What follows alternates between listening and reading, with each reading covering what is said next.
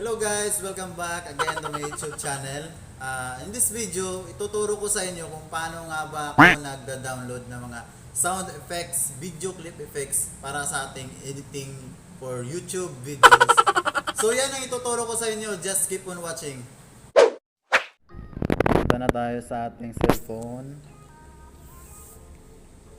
Dito tayo sa Google.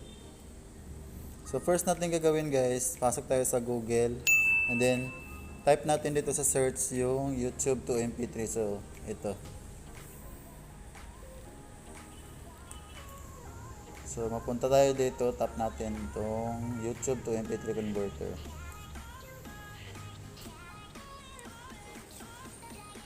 And then leave lang muna natin siya. Punta tayo dito sa ating YouTube. So pagkatapos nating ma-open yung YouTube to MP3, punta tayo ng YouTube. Hahanap tayo dito ng pwede natin ma-download na sound effects. Sound effects. So hahanap lang tayo, search lang muna natin. Sound effects, no copyright. So siyempre sound effects, no copyright yung pipiliin natin para hindi tayo ma-copyright ni YouTube. So hanap lang tayo. Yung medyo maliit lang. Hindi masyadong mahaba. So try natin to. Pakinggan natin. So ito, try natin to.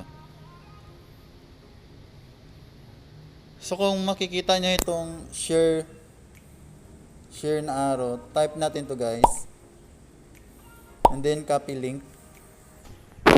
Yun, copy na siya. So pagkatapos nating matap at makopy, balik tayo dun sa YouTube to MP3. So yan, loading lang. So paste lang natin dito guys yung link na kinapi-paste natin, no? And then convert. Yun. And then tap natin tong download.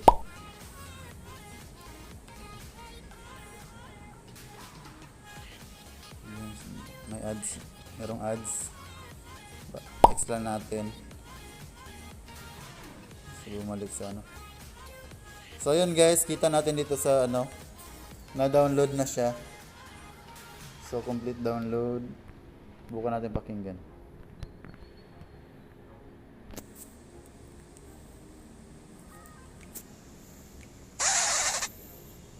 So ayun. Balik tayo dito. So tandaan lang natin guys kung sounds yung gusto nating i-download, tap natin itong MP3. Pag video clip naman itong MP4. So ayun, back tayo. Subukan natin mag-download ng video clip. Back tayo sa YouTube. Hanap tayo ng mga video clip, yung maliit lang din. Siyempre yung hindi rin copyright ang pipiliin natin. So pili tayo ng funny video clip.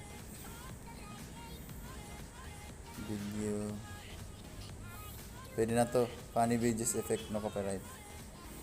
So mamimili lang tayo dito. Yung maliit lang din.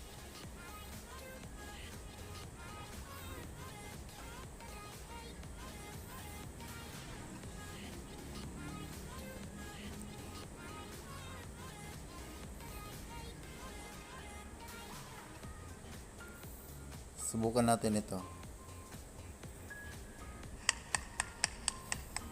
So, ito na lang kasi sample lang naman ito at hindi masyadong mahaba. So, ganun pa rin. Tap share, then copy link. Pagkatapos makopy, balik tayo dun sa YouTube to MP3. So, tap natin to.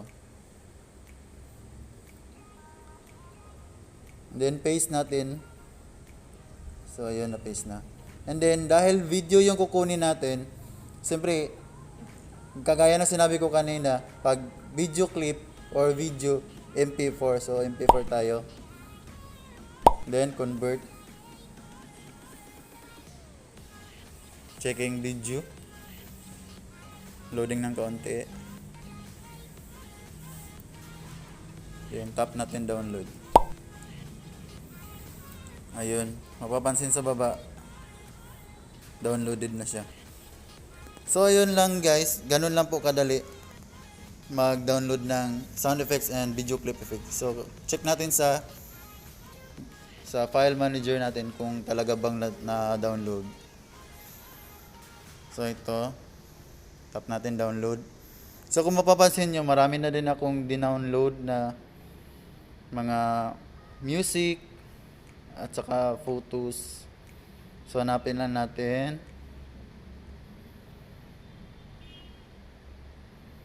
So ito yung sound effects kanina na dinownload natin.